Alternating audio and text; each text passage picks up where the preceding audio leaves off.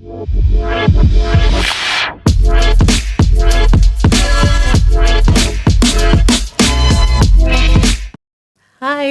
my name is Victoria Mumbi, and today I'll be the guest host.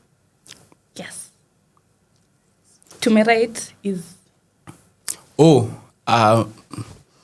si mnanijua. Mi ndo host. Lakini sasa ni guest host. Lakini kwa wale wanijui, naitwa Ian Roberts. Those close to me wananiita mdogo. Santi. Na mimi naitwa Kimemia Brian, and yeah, I'm happy to be here.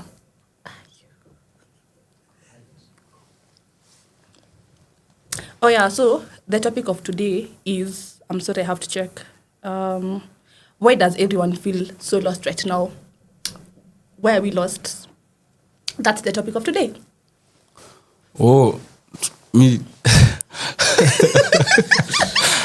Kusema kweli, mi siwezi wadanganya. So in this life, mtawaambia aje, nimeshindwa hadi kuadvise watu. Anyway, iswali ni ngumu, mi siwezi kudanganya. True. So what I can say is, acha tuambie kwanza his POV. My standing is, I think everybody feels lost because there is a disconnect between generations. There is a disconnect between people in general. We all come from different places. Everybody has a point of view of life differently. That everybody has a definition for winning differently. My perception of winning is not the same as her perception of winning, nor his perception of winning. We all look at life from various angles, and that will, hence, covering something like why everyone feels so lost will cover a large umbrella, because even people we perceive to be lost are really not lost. You get? Where kuna mtu anajua uko lost, lakini we labda ushajipata. Unaona? Real shit. Same for him. So everybody there is a disconnect, and I think that's what we can get into today.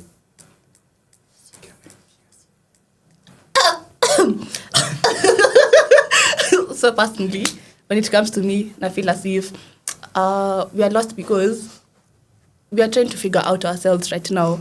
Umetoka high school, umeingia campus, na the reality of life starts hitting you, and what you've grown up knowing, najua, like from day one, na saizi unapata ni wongo, so you have to like unlearn and relearn while still trying to like figure out what you want and what you don't, still trying to know yourself, heal those traumas you had normalized that you didn't even know you had, and utapotea. Nauliza aje. Utapotea. Nauliza aje. Mi tayari nishapotea. Ni kweli na katu.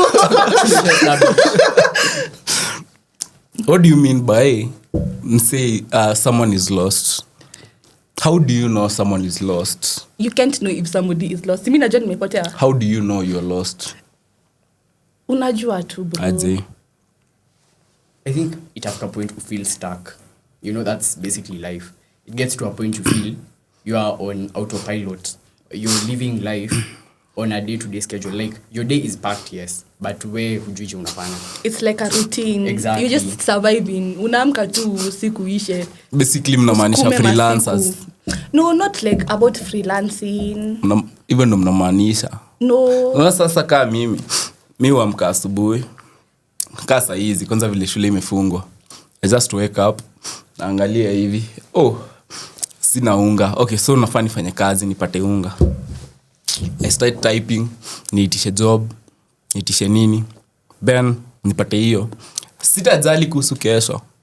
So that's basically what you guys mean. No, I think it's deeper than that. Lost in terms of hauko in tune with yourself, hauna amani, una feel you're not comfortable, mentally you're all over the place, emotionally uko kwa roller coaster. That is what you mean by being lost. So mnajua mimi niliraisiwa shamahoho. Sasa mkiniambia tena I'm lost. I'm lost mentally kidogo. Si relate. Alafu pia najua kuna mseka. So your mental health is like 100. Mimi sijui mental health yangu ikiwa mbaya au ikiwa vizuri. You might as well be lost. Matter of fact, you are lost. Sasa nitajua aje mimi nilireiziwa. Babu alikuwa ananiambia kijanangu, unaona wewe ni mwanaume.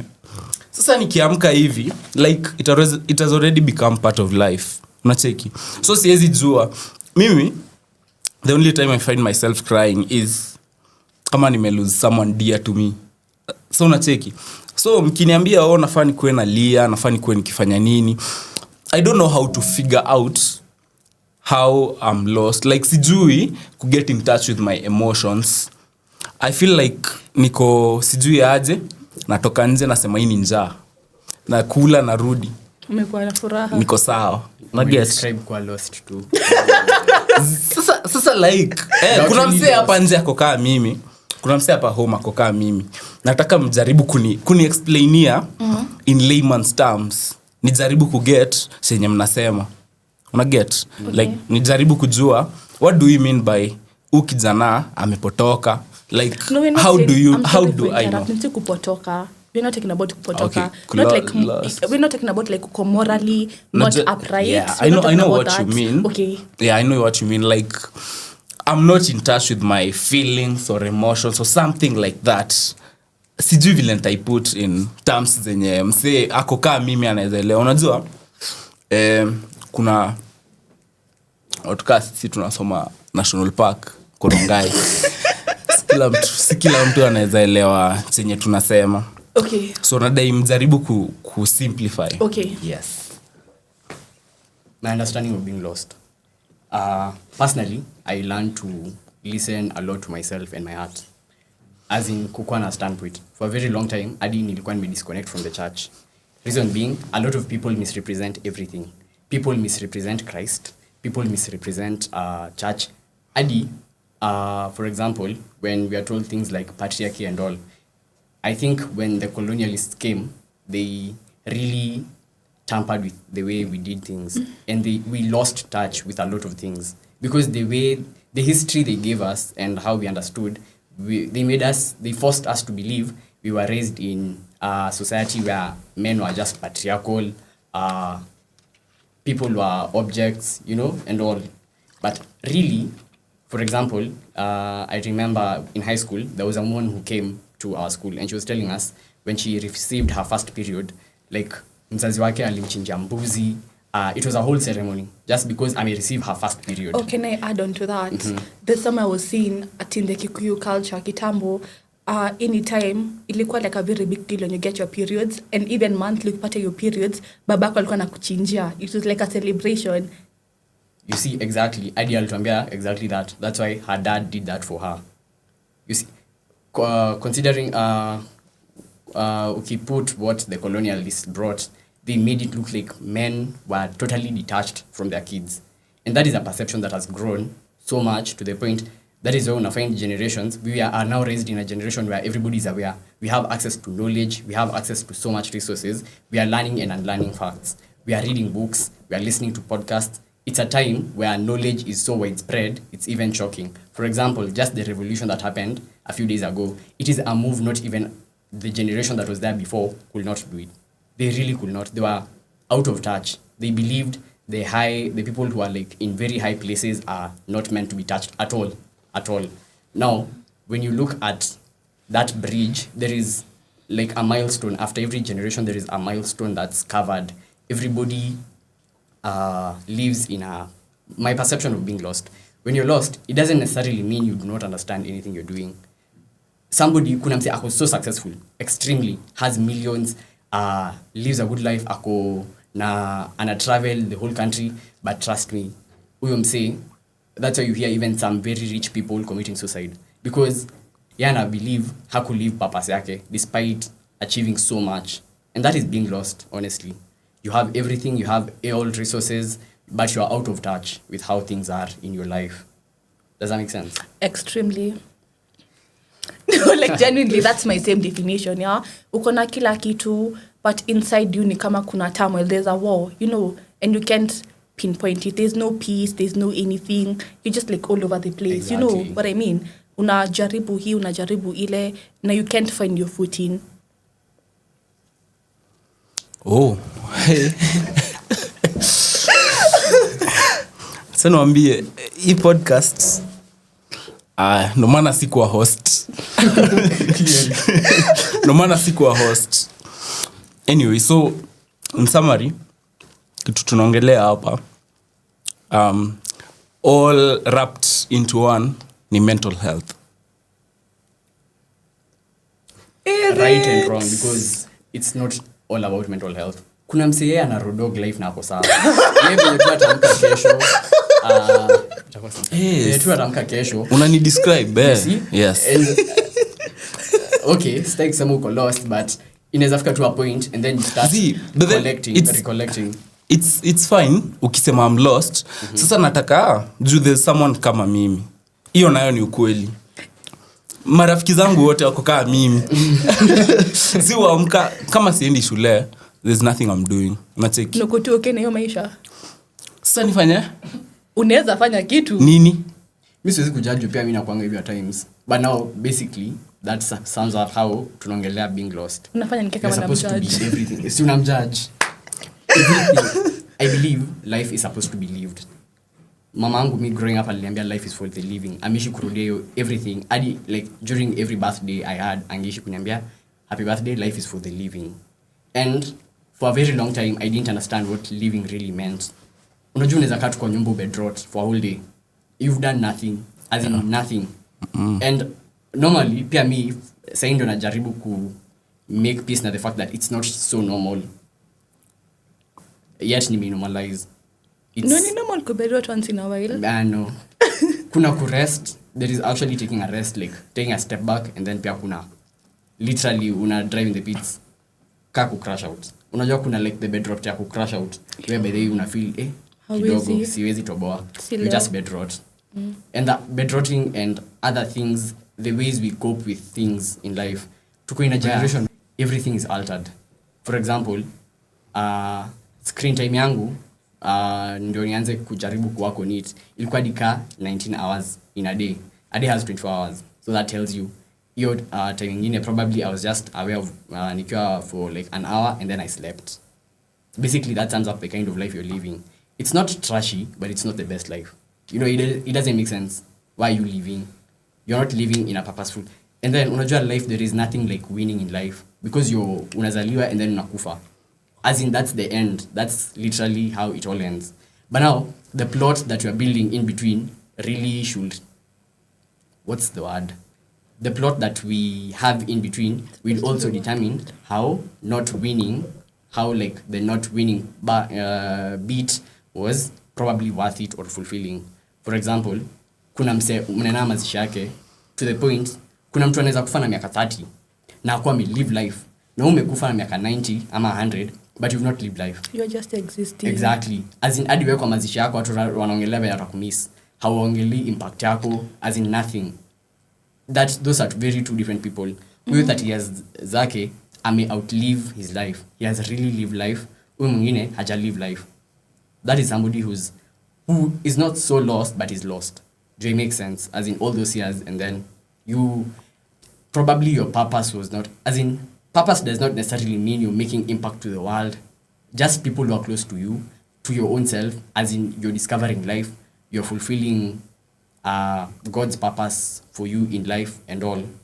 That is my understanding of living life. So hadi kuna mtu mnaweza mzika mseme we all live life, we all jibamba. That is somebody who's lived life. Kuna mseme mtamzika na miaka 90 mseme tu amepumzika. Those are very two different approaches to life. Now huyu mtu wa 90 years old hata labda yeye sema ako lost, alikuwa anaamka anaenda anakamua ng'ombe anarudi analala ama anafanya to anything. Somebody who's basically disconnected with life and the purpose of life from my understanding. Yeah, unajua like purpose si lazima ikuwe like an earth shattering thing, una change the world and what not. By purpose ni kitu yenye huwa inakubring fulfillment and it can benefit another person.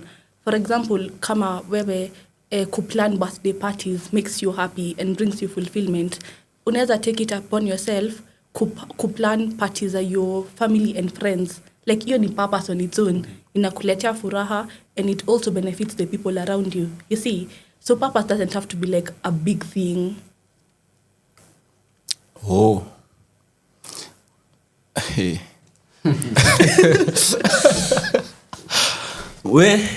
Okay. Knowledge has been poured. Nasema aje. Bado tu tuko hapa. Mimi bado si wa get. 30 minutes later. I'm really trying to get you guys. Are we guys talking about how do I know kwanza my purpose? Sawa, tuanzie hapo. Alafu does this mean nafani kuwe na, do you mean planning ahead by saying sifai kuwa na yes na bedrot? no. Yes and no. Yes, in the sense that you should have something at least ume purpose to live for. And no, because planning nayo ita break nika what life really is. Unajua life is supposed to come at you and you live in it, as in you're supposed to be very present in it. For example, after a pod, I'm going to like meet up with people, reconnect and all, and then go home. That on its own, I am in touch with, I feel like I'm in touch with my inner self. True. Me kwenda church, na feel niko in touch with the kind of person I want to be. I am changing things, I am learning, I am relearning. And obviously, you cannot plan for that. It doesn't make sense. Jusa ukianza kuplan na maanisha, you're now telling yourself, by CG 20 what I'm supposed to have learned how to be, which is right, which is good and bad. Because now, understanding the kind of person you want to be, ama the things about yourself that you want to change, is really necessary, obviously, for yourself and the people around you. Kuna vitu unaweza kuwa kufanya zina the people near you, na kuna vitu unaweza kuwa ukifanya unaweza better improve your life, yourself, and the people around you. I basically, planning is good, yes. Really, you actually need to plan because it doesn't make sense. For example, after this degree, I should have an idea of something I'd really want to do. When I get, depending on the kind of degree I'm doing, I should know after this, I should look into these angles too. Because I have a goal inside my head, where my career should head to. Now that brings me to what I also wanted to say. In this generation specifically, I believe kuna, well, I'm not speaking for everyone obviously, but like in this generation specifically, kuna, when we say lost, it will also come to being misunderstood by people. Venye una function na venye una understand vitu, si venye mzazi wako atazifathom, honestly. For example, mi mamangu alikuwa niambia how, growing up, they were, nikalik, we unaambiwa jump, we unaruka tu ukiuliza how high. Si ukiambiwa tuka jump, unauliza mbona. And that really does not make sense to them. It really doesn't. All because si tumelelewa in a situation where we've grown in the presence of digital media, information circulates so fast and so easily. Pia kuwa brought up na parents who've actually gone to school and learned, unlike them, si sana. They just had some knowledge, but not at all like see wisdom, you know. Some of them wali learn kukua di parents 7-8 children later. The 9th ndio probably anakuwa parented. You see, ukiweza look at how generations have been, what's the word? How kuna changes in every generation as we go on. That is why una find sapia kuna this new generation where unaweza sikia di mtoto akishout na uko kwa matatu na yeye mwenyewe anajiambia mimi ningekuwa mamake ningemzaba coffee, you know. Ningekuwa nimemfagia huwa anasema nini na sasa ameshout. As in there'll always be that, but now at the same time we should be in a position to understand things and try understanding people. Myself, I did not understand a lot of things, and it got to a point I didn't go jambia and kwanza people a lot. It got to a point I'd even tell myself when I'm praying, I'd actually tell God, may I see life as you purpose for me to see. Because if I was to look at things from my own lenses, trust me, not everything makes sense. Like, still kila kitu makes sense. For sure. Things will actually happen, and as much as tunambiwangwa the God could see, you know, I do not believe that 100%. I do not believe he controls us. I think he's just there. Alitupea like free will, we do what you want to do. Sidhani anakuanga amesema this is the path. Exactly. You know, purpose, path yenye yako nayo for you, obviously, if you talk to him, because that's what I've understood from the Bible. Because me for a very long time nilikuwa nimeacha kwenda church, and that brings me back to people misrepresenting Christ. I think for a very long time, going to church, sikuwa na understand their lenses. Ni a totally different generation. Wow, adi during sermons, they are preaching, they're spreading God's word and spreading love in ni commands and all. Obviously, it's a command, but pia walifanya hawakutuonyesha God's parental part in our lives, obviously. And I think now looking back, I understand things better. I understand how God does not control everything I do in my life. He really doesn't. But he gives me things. I think anakuwekeanga tu the resources and people in your life. You know how to use them. Where you have a but as he purposed. For example, I remember my mom was telling me how she understood things is before you were born, God really knew you in spirit, because waliishi kutuambia before something happens in the physical realm, it happened in the spiritual. So even before you were born, even before you were conceived, he really could see it. As in, alikuwa ameplan for you to actually come to this world through this person and this person. You know, like he purposed, he knew what he was doing. And one thing I'm also learning, I'm trying to teach myself, ni kutoshinda nikijaribu kukosoa Mungu, because for a very long time I think I was also like in a position of fighting when I was rather lost. I still am, obviously, but like when I was lost, I was very conflicted, because so we anajaribu kuniambia nini, as in how am I supposed to understand why this life is taking this trajectory, you know?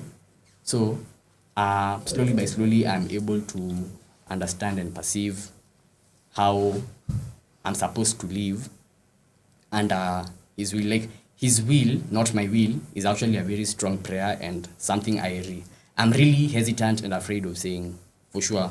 Jukisema sa God's will, anaweza kuonyesha will yake ukwe another job story, and mimi nayo najua mimi si soldier. I'm actually probably the weakest. I'm so sure the smallest of inconveniences was inanitrigger so fast, because mbona nimekuja na sipati matatu, mbona naisha Uber na ifiki, as in nakuanga so nakuwa so need easily. So when it comes to saying things like your will, my will, I have very a hesitant. question. Uliza swali, like, will this part be edited out? Yeah, okay. My question is, I feel as if you're not answering this question.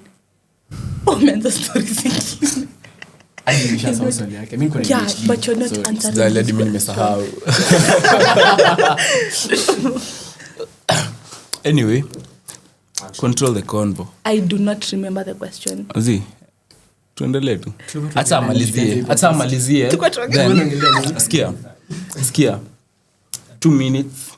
You just then you mmoja siongea sana than the other one. Pia wewe uko part of the convo. Niga na vile naongea. Ongei.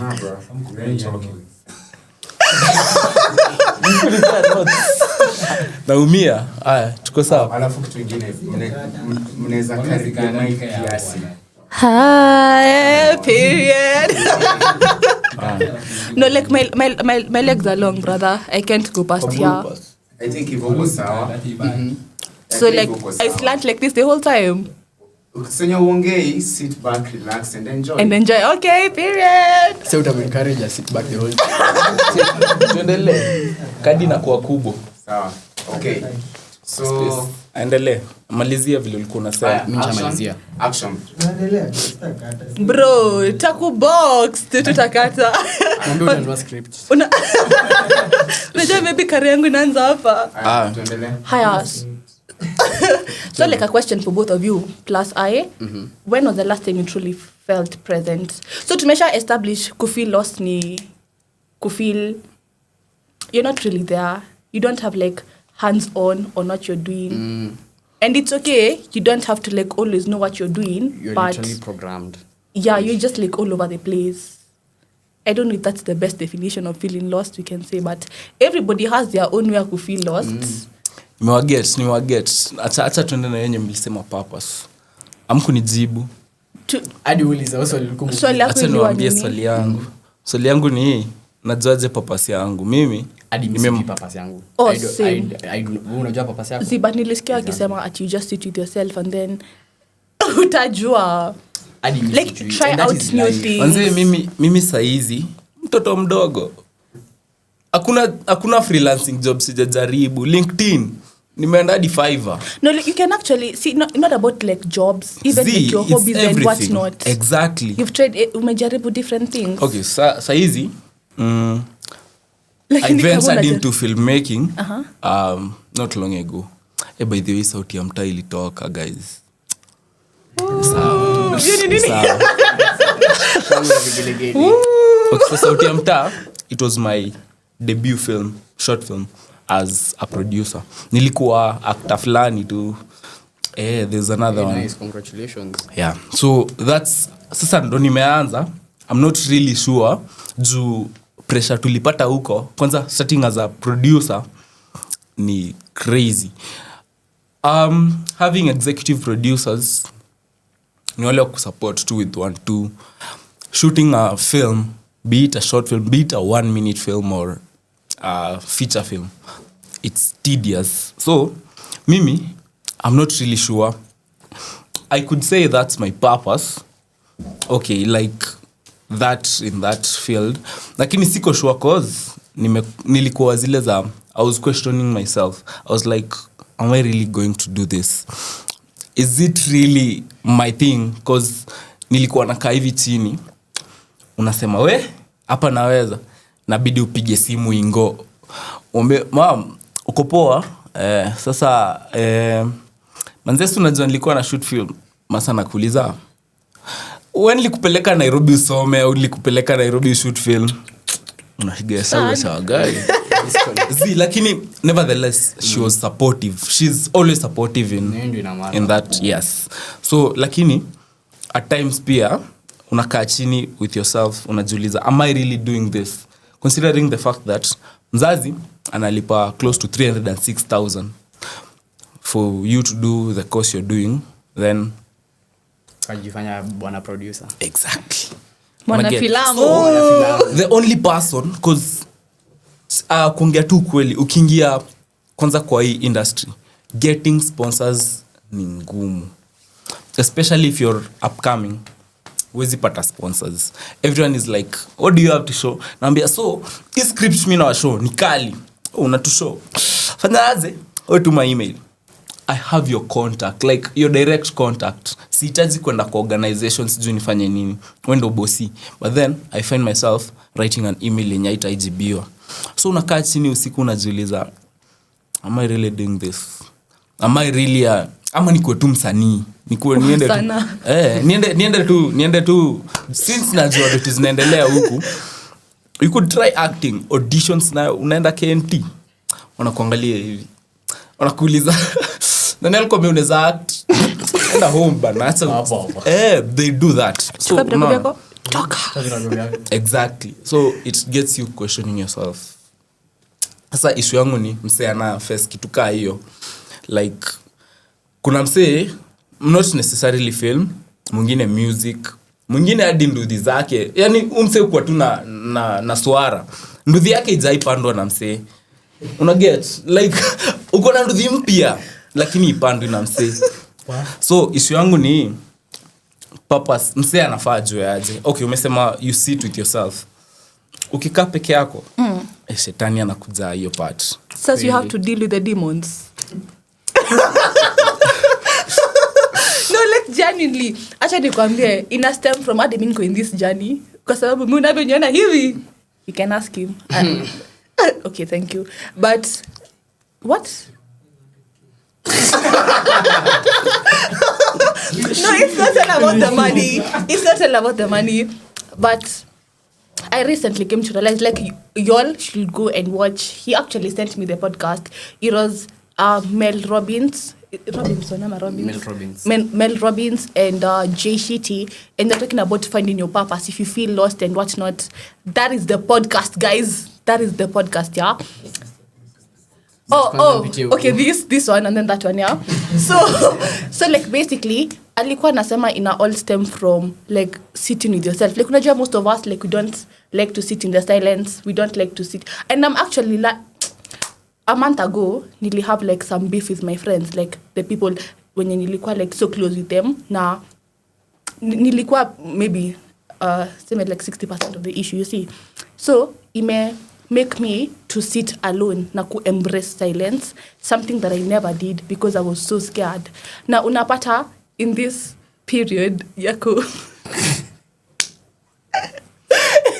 in this period kukaa alone na ku embrace the silence, unapata even those things that you had swept under the carpet, those skeletons ulikuwa umeka kwa nini, una work on them. Am I making sense? Like the more you spend time with yourself, the more you try out new things, the more you see like what works for you, what you enjoy. Usiogope kwenda dunda peke yako, we toka uende, enda library kesho enda SDA, jaribu kila kitu, like literally just try out everything, and then uta find what you love in the process.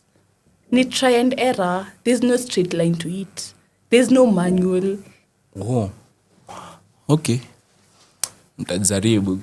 We both know you won't. Kesho ndugu zangu ni wa SDA. Kesho ni mimi na nyinyi. Mimi na nyinyi. But I also think people misunderstand. I remember tulikuwa tunaambiwa pursuing a career and trying to cover your passion inside that career is not always the best thing. Unajua, in a career, for example, let's say you're working in a company like this one, you'll always be limited, obviously. Yes, you're working in a place you're passionate about, whether it's music or anything, but you'll never, what's the perfect description? You'll never see it more than you could have before. And now they were telling us why it's better to have, for your career, not to be so like aligned by with your passion, in the sense that when unajua tsemeka una go to a workplace and you're working there, at the very end of the day, you're you look forward to this pursuing this other passion, which is nice, because now then uko sure you'll be really present, and also not limiting yourself to a certain entity. Exactly. Because you may also find unaweza kuwa in an environment where you're really doing what you love so much, like you're so passionate about it, but now the environment you're in does not boost it to the point you even start asking yourself, do I even love this thing as I thought I did, and it beats the purpose of doing something that you love from the very beginning. So like, I understand my degree, I'm so sure it is not something I'm so passionate about, but I do love what I'm doing. I do love the things I'll see at the end of this journey, but that is not my passion. It's not something I'm so passionate about. Neither is it mine. Exactly. Oh, you same see, though. We're Coca films and you're not like in film school or anything. Yeah. Exactly. And that's actually better because you are so sure there is something to look forward to at the very end. Kwanza kasa like semester break. You're sure you like go back to school. You are not encompassed on. You're not enclosed into one specific thing. At this is my only way to actually move forward. Exactly. Yeah. Okay. Nimewaget. After how many minutes? Nimekuwa slowlana guys. Lakini sasa at least saizi. Okay. To be honest, I got your point. Lakini kuna msee ako kama mimi. Bado wako wana get. So lazima tungesisitiza. Tutilie chumvi. Maanani. Bas. That's the word. Yes. Hi, tuambie. Oh yeah, we had questions, yeah. Mm-hmm. We had questions. Okay. Oh, I had questions for us, yeah. Thank you. So, the first question is, when was the last time you truly felt present?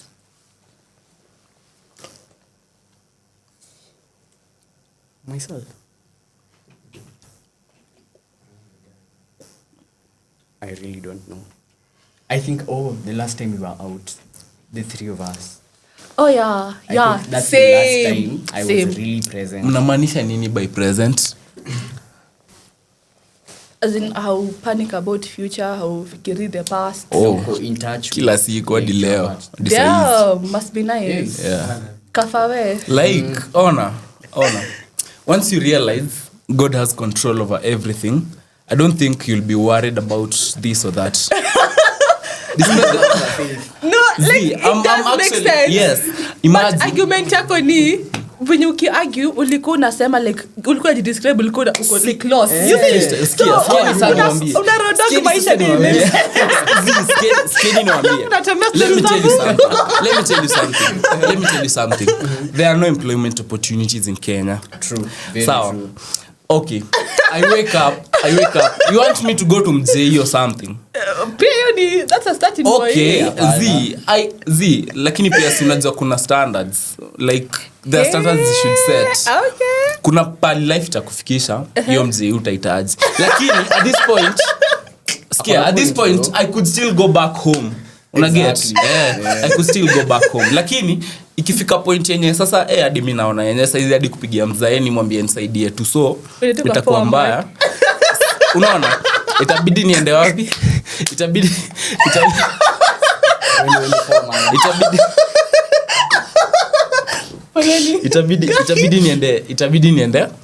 niende Mjei wakati sana nimeshinda kwenda kwa mzae. Lakini sikia Unapelekea it's all about faith. Bachelor of Science. It's all about faith. Unaona? Nikilala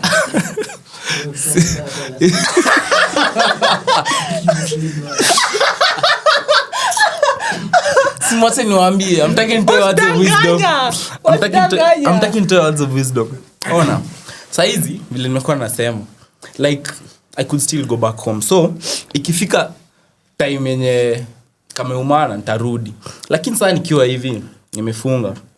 Okay. Film is not an everyday thing. See, that's what I'm doing. Yeah. So mi plan yangu ni okay, at the start of every month, sasa kasi kesho ni 31st, I should sit down niandike whatever I have planned. So that's what my dad gave me a diary, akanipea akaniambia this should do this and that. Lakini unamsee hayuko kama mimi, like haezi kuja ana hiyo diary ya kuandika. Kuna msee nitawaambia aje, nitawaexplain aje. Na understand jadi mimi niko diary ya kuandika lakini sijina. Exactly. Okay. So kuna time film inakuja, utaambiwa next week we are supposed to be on set. So nafaa nijue. So mimi saizi wiki yangu kuaje, sleep Friday podcast, Saturday niende nisumbuane na wase wa kuedit, Sunday, Monday, Tuesday Back to default. Tuesday tuna wakishaweka episode ndio sisi. Okay, unajaribu kuandika. That's my way of escaping reality. I just write. Lakini sasa una days nyingine najipata nimeandika vitu tu za ufala and I'm like so sipendi kuplan life yangu ya hivyo, like juna feel huwa najipea excessive pressure. Unacheki I have pressure, alafu unapata inafika day zimecollide, unafaa kuwa umefanya hii unafaa kuwa umeandika ka scripts 3, so unapata exactly uko hapo hivyo, I'm supposed to beat the deadline. So that's why I just leave. Nasema mimi imani yangu iko kwako Bwana. Sasa acha niishi leo. God, ukisema leo nimeamka na mood ya kuandika, kwa nini siandike? Ukisema leo niko kwa mood ya kufanya hii, mbona nisifanye? Ukisema leo ni siku ya kwenda kutembea na marafiki zangu, I just call. Yo, ni ajeni? Najua sikuwa nimewaambia lakini manze si tunaweza patana leo. So that's how I live. I know that's how someone out there lives. See someone alone. Ni mimi. No, I'm trying to change from that, yeah. But nime recently come to realize you're not supposed to live like that. Like it's okay not to be strict on yourself, but you need a schedule. As in unahitaji kukua accountable we mwenyewe, you know, as in by una create things to do, ama a to-do list, but unacha room for flexibility in case something comes out. Na pia nimekuja kurealize you don't have to show up 100% every day. As in, leo naweza show up 10%, kesho ni show up 100, na kesho kuta ni kesho ingine, and then the other day the only thing you can offer is 50%. How do you tuna give up? Yeah, that's also an option. You know, you don't have to be like 100% every day. As in, I feel as if small things kama there's somebody nilikuwa naona akisema venye tutakwanga like so hard on ourselves ati lazima nifanye hii, lazima nifanye hivyo. Like you don't have to do that. As in every day actually unapaswa kuwa ukikaa chini una recognize some things that you did which were so hard. Kama for example leo siku you didn't feel like waking up but you woke up, that's something to be proud of. Ungechoose ulale, uliamka. You know, if umekuwa like all over the place and mentally you're not okay and then that day you decide to like reach out for help, that's something you should be proud of at the end of the day.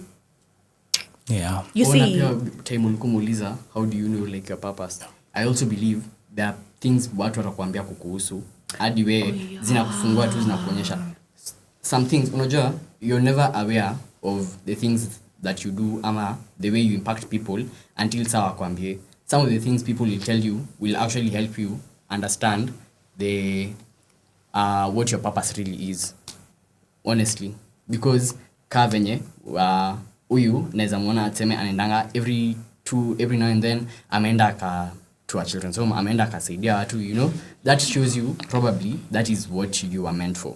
Probably you are purposed to voice and be the standing point of people who are like lesser privileged.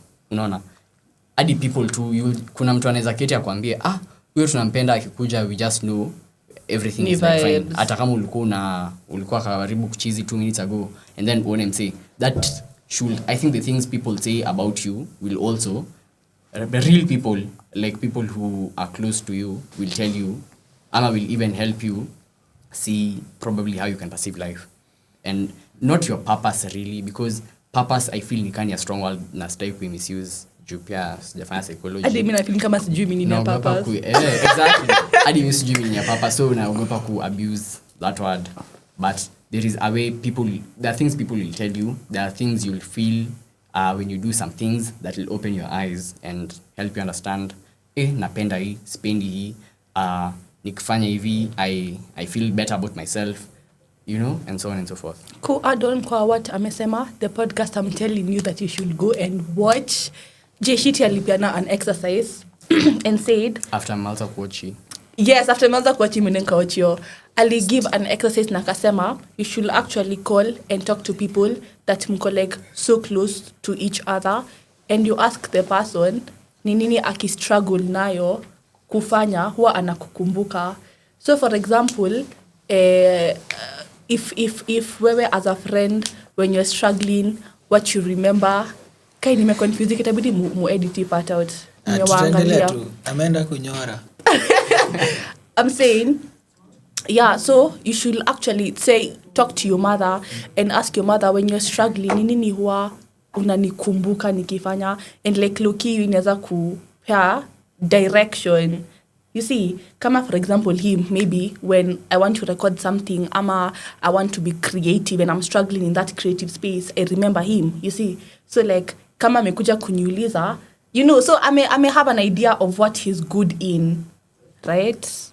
Okay, so nimejoin hii conversation sahi. Hapa niliambiwa nitaka kupiga story ya vile nimekula maisha kaa njugusha. But sasa niko na hii chance. Okay, mimi naweza sema purpose jo. This is evidence that hakuna script kwa hii podcast. Purpose manze mimi na feel.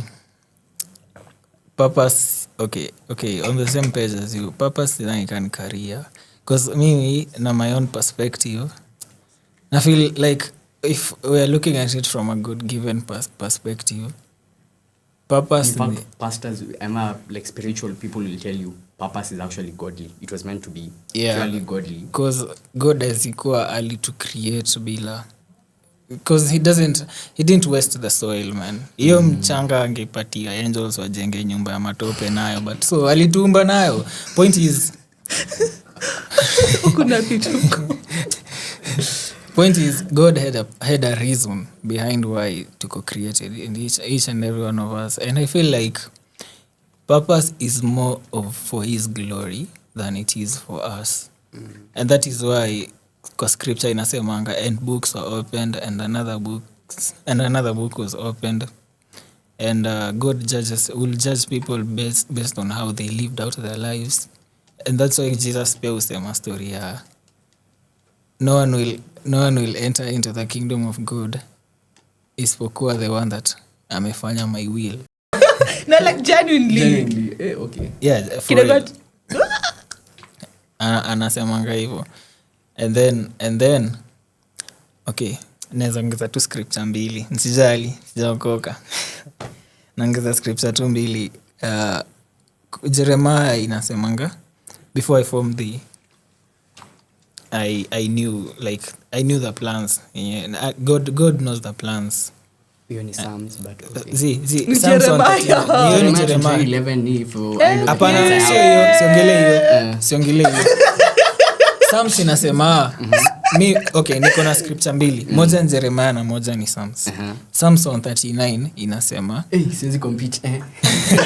Just gotta raise my hand and say I'm sorry, God damn. You knit me together in my mother's womb. Ikisema even Ina kwa Psalms ya Jeremiah? Hiyo ni Psalm 139. So na hiyo pia inasemanga even in the womb you desired righteousness. So Jeremiah inasemanga before I formed thee I ordained thee. Unaget? Yeah, this kana. Yeah, inasema hivyo. Jeremiah inasema hivyo. Real shit. So what you said, for something to happen in the physical, it took place in the spiritual. So before God akuform, alikuwa na ordination yako. So like he knew everything beforehand. Also kwa Psalm 139 inasema you knit me together you even desired righteousness in my mother's womb. So like in real sense inatuambianga before hadi tuanze kuexist kulikuwa na hiyo kitu God aliandika about us. Na maybe ukitry kuinterpret kwa Revelation ikisema and books were opened and another book was opened, inaweza kuwa hiyo book ya kuconfirm we ordained you for this, did you do it? We ordained you for this, did you do it? So in other words, purpose hadi nataka ku learn from you. I know, right? Ndio alikuwa afaa kuwa guest. I know. Glory to God. Amen. So purpose haiwezi kuwa to anything. Juu kani ya God. Huwezi sema purpose ya ati God alikuumba ukuje kuwe bartender. You get? Exactly. But unaweza kuwa bartender na unapreachia watu kwa bar. Hapana, Mumbi, stop. Acha ni But no, so now from what he said, Adi, uko na Bible? Hapa ma. Nimechazia simu. Kuna kitu nimesikia. Ati Mungu hawezi kucreate kuwe bartender. Bartender sana anapaswa kuwe bartender. Wewe jibu na hapo.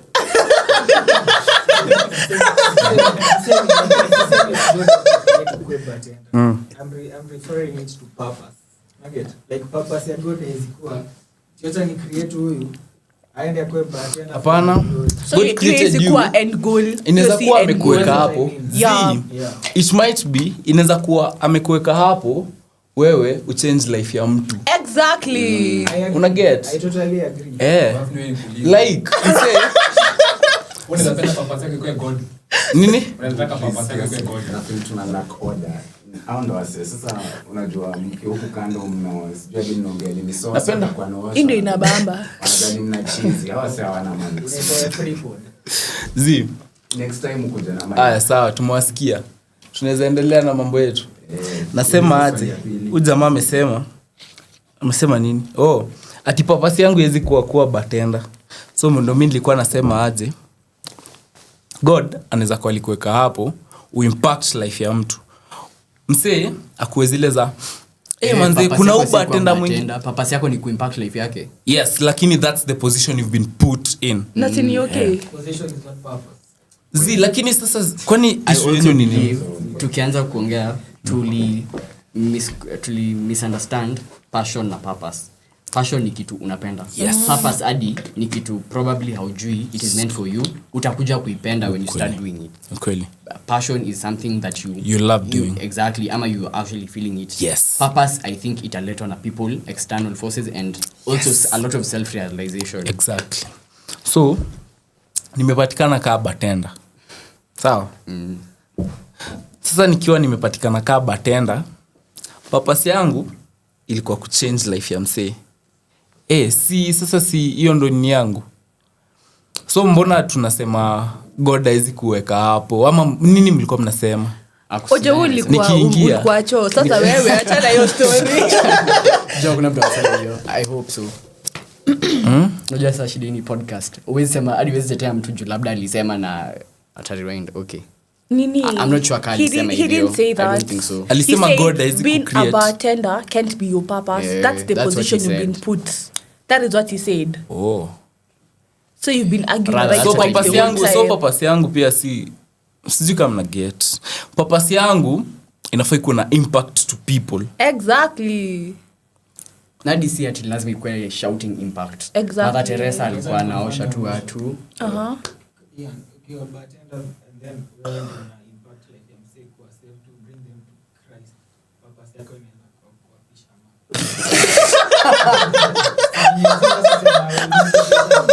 Kweli. Guys, Kweli. najua mjasikia che Uboy anasema. Uboy ni fala. Anasema, so, sikia, cameraman wangu anasema na director na editor hii podcast anasema aje ati papasi yangu mina believe hizo ni positions hadi pasi amwezi basi niambia papasi yake ni papasi yangu inafai kuwe life changing kama we ni pastor.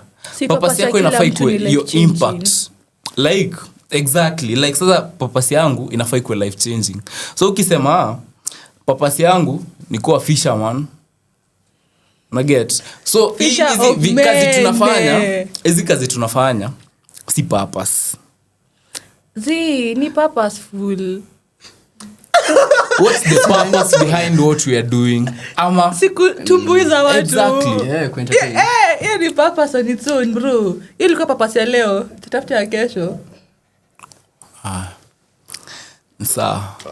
Caution, disclaimer. Mimi siko in a position kuongelea purpose. I'm literally 19. Mimi hadi sijui purpose inamaanisha nini. Na rusha tu Ni nini. podcast, you can say anything in a pod. Yeah. Na pia purpose na godly purpose.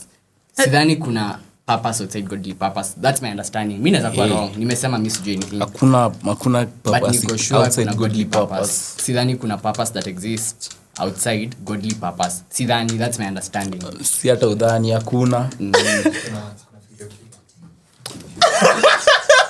And then msikize Joshua Selman, guys.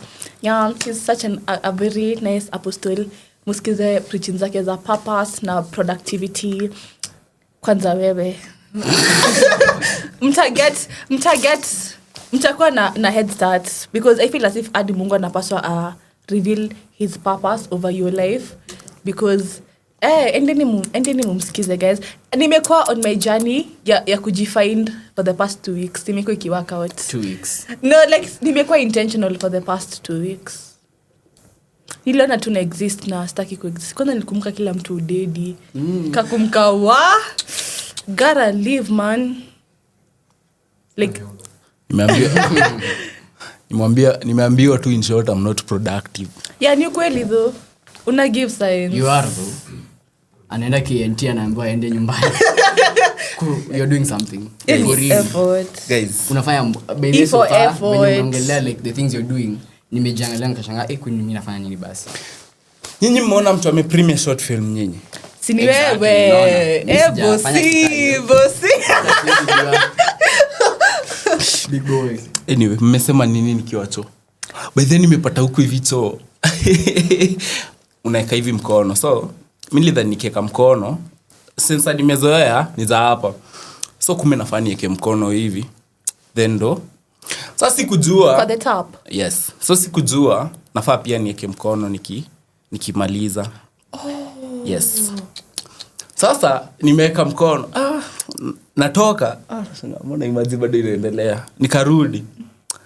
Sasa kumbe hapo hivi imeandikwa on stroke off, alafu amechora mkono. Shida yangu ni I'm not observant. Sisi watu wa shamahoho kidogo. Imambo tujazoea. Bele shamahoho iko wapi? Mwanzo hadi mimi sijui. Mimi ngwani like in my goleza like somewhere in Busia or something. Inakaa kachi hivi. Sijui. Lakini nitawaambia. By the end of this nitakuwa nimejua. So nimepata hizo choo. Na nikaona life is for the living. Yes, life is not for the surviving.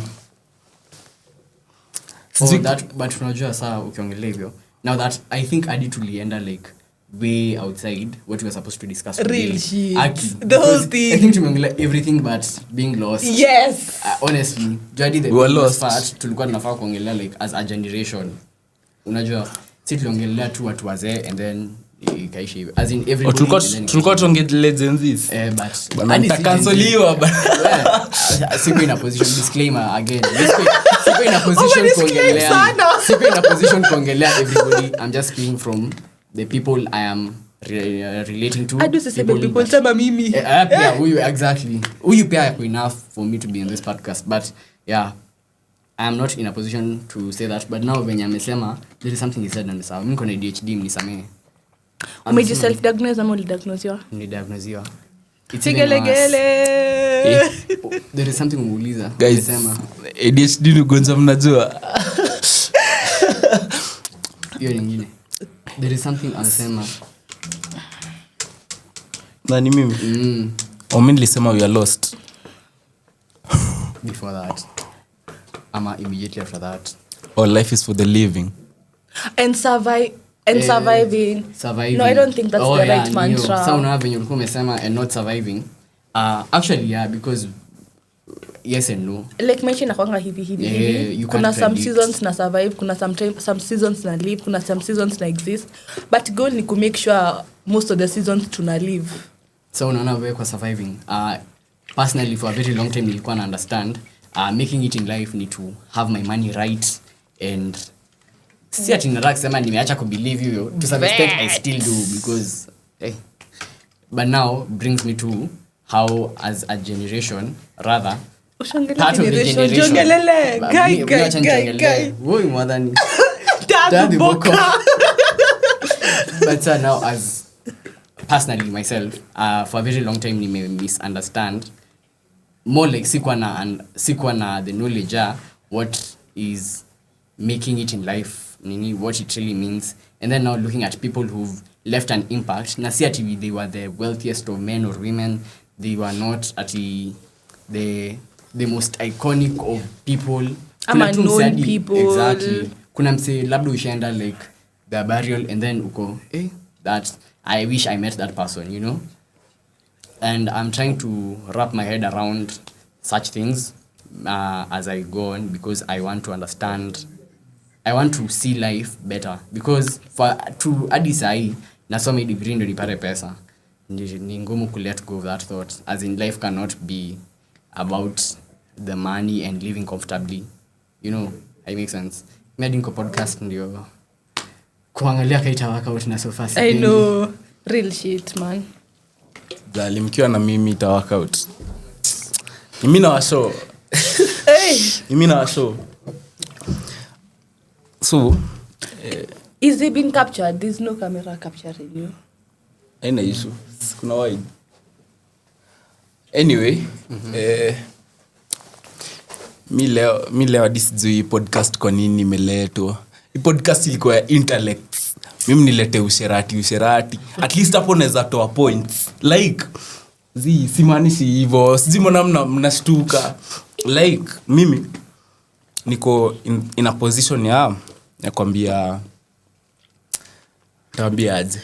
Najiput kwa shoes za wase wako kama mimi, like friend group yangu is an effed up bro. Unajua kuna group mentality actually so crazy. It's not a group mentality actually. I'm speaking for we. Anajiongelelea but hataki kusema ikani mimi. Kila time ni mimi and my friend group. Issue si mimi. But then if you come ukae tu chini tu na sisi, I'm the most sane person kwa your friend group. Like hao si wengine wote ni machizi. So mimi adi director. Ndio nisema ukiwa so proud. Sasa sina jaribu kuambia Jumi I know I'm sane. Hao si wengine wote. Na najua kuna wase wengine wengi kama hao kwa hizi streets. Mimi nilijua Gen Z za animals ile time ya hii episode tumeongelea everything but what it was meant to be. Disclaimer. Ni cameraman hii. Ni kamera gani? Ni kamera gani? I don't think it's supposed to have like a title. Like like just yapped, bro. You just yapped the whole thing. Sasa niwaambie. We've just yapped. Like tunajaribu kudhibitisha maudhui. We were lost. Hii podcast ilipangwa usiku jana usiku. Yeah, like so, bro. Mtuelewe. Jana 6. Sasa niwaambie kitu. Mkiwa na mimi natarajia kuongea nini kwa hii podcast? What are you talking about? Tuko prepared tunakuja kudeal na nani? Unaona? Yeah, that was the problem. Issue si mimi. Oh yeah, it can never be you. Yeah, issue ni mwenye alitupanga. Definitely. Kweli. No, I feel as if issue ni wewe. You were sent the maudhui and you didn't familiarize yourself with anything. That's not the point.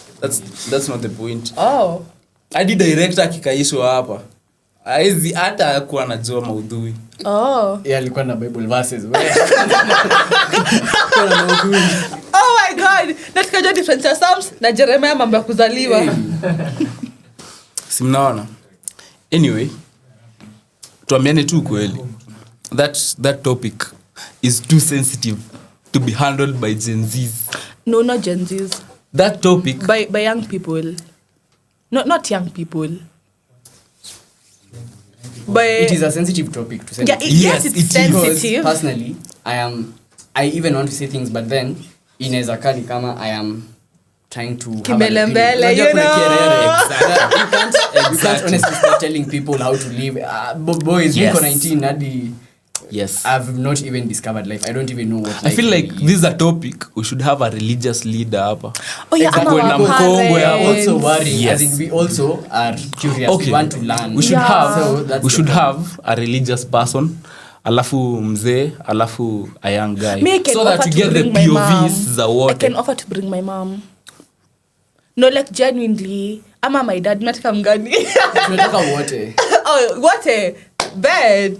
Nipendi siku. This is a topic. Actually, the topic was supposed to be mental health. Lakini I don't think unaweza fanya mental health now. That is ndo exactly what. ndo nasema. Acha nikwambie, unajua huyu alikuwa amenitumia topic kwa nini? Divorces. Divorces. Nikoleza cut the show.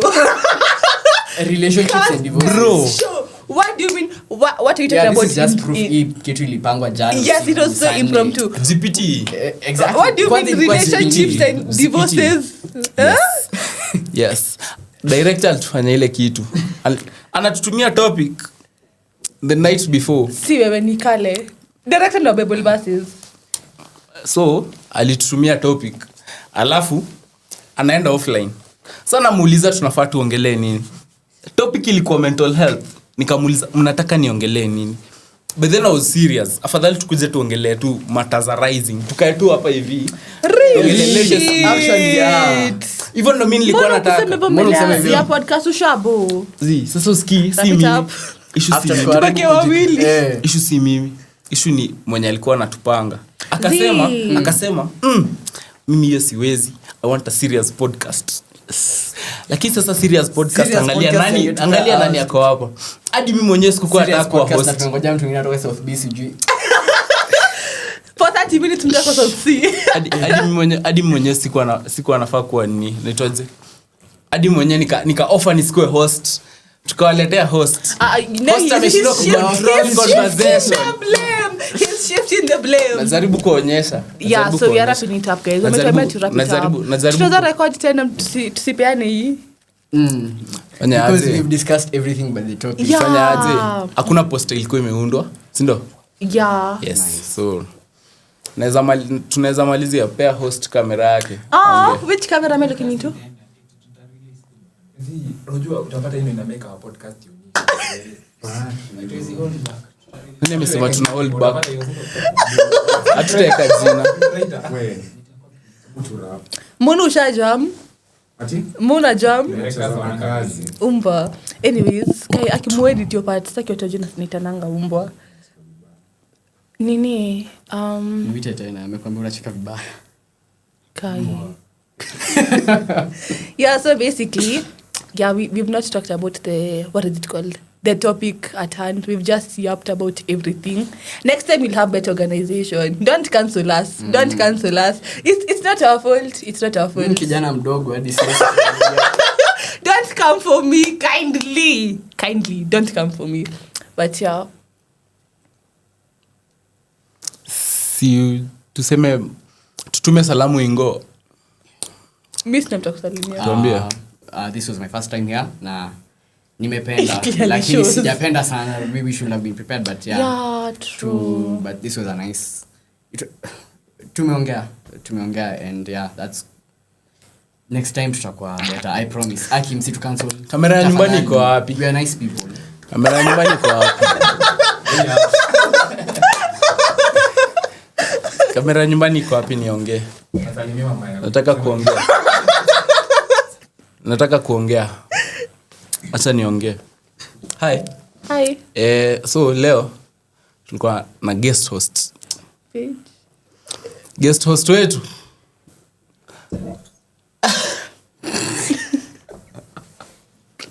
Guest host wetu kumbe anapenda tu moshene kaa sisi. Mimi siwezi wadanganya. Hizi topic nilipewa. It's not a Gen Z topic. Mental health. Sijui nini. Director wangu alifanya tu mbaya. Mbona sikupewa? So, acha niwaambie guys. This how we'll be doing it. Mwanze na hii part mbele ya the video ndio wajue. Guys, mko na Insta stories. Muulize hatu topics wanatamka. yes, exactly. Ndio nilikuwa nataka kusema. Mtupe topic vile tulikuwa tunafanya ya kwanza. Mnakumbuka zile audio podcast zetu tulikuwa tunaunda? Pale 20 ilikuwa 20 lini director? 21. Yes, 2022. Zile audio podcasts zenye ziko Spotify. So nataka mwanze kunipea hizo topics. Those are what will be nini. Cause saizi kusema kweli manze director anatufanya mbaya. Anaingia GPT anatuambia tuongelee divorce. Seriously.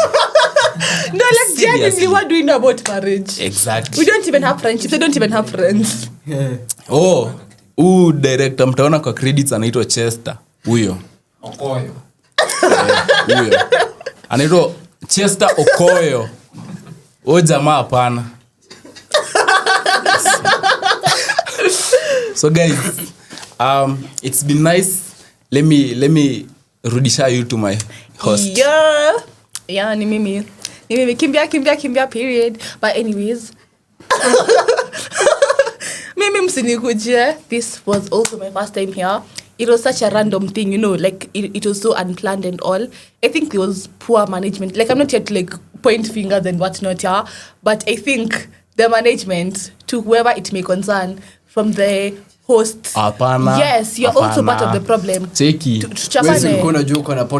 Why wouldn't you think? Apana. Acha niulize swali. Let me say before jatuuliza. So tupeleke nyumbani sasa. Yeah, let's just go home. So like from him to like the people who are background and whatnot were after they didn't give us anything to work with. There's a nigga metkalisha asubuhi archives for 1 hour. So like kindly interact with it, but from next time they'll do better. Amesema asamehe yani light skin. Yeah, they'll do better and I hope you're gonna enjoy. We just yapped. Bye. Usikate. Umekata? Nasema aje? Guys, hatuna za ujipawa. Fanya aje? Okoyo atawekea hapo hivyo. Okoyo na huyu jamaa mwingine alikuwa anaitwa nani? Huyu director mwingine anaitwa nani? Huyu editor. Editor anaitwa nani? Naro. Atawekea hapo pay bill. Tutumia za ujipawa. Amekataa kwa executive producer yetu, guys. She's evil. Anawadanganya hapa. Don't let the smile fool you. She is. No, but the guy is calm. Chill guy for real. Yes. I talk Kimemia. Period. Yeah. Brian. Sasa just because she has the same name as my ex, she automatically becomes evil. Like, why would you be called Mumbi? Anyway, manze, God bless. Tupeleke nyumbani. Twendeni home. Bye. Shukran. Peni kofia yangu niende nyumbani.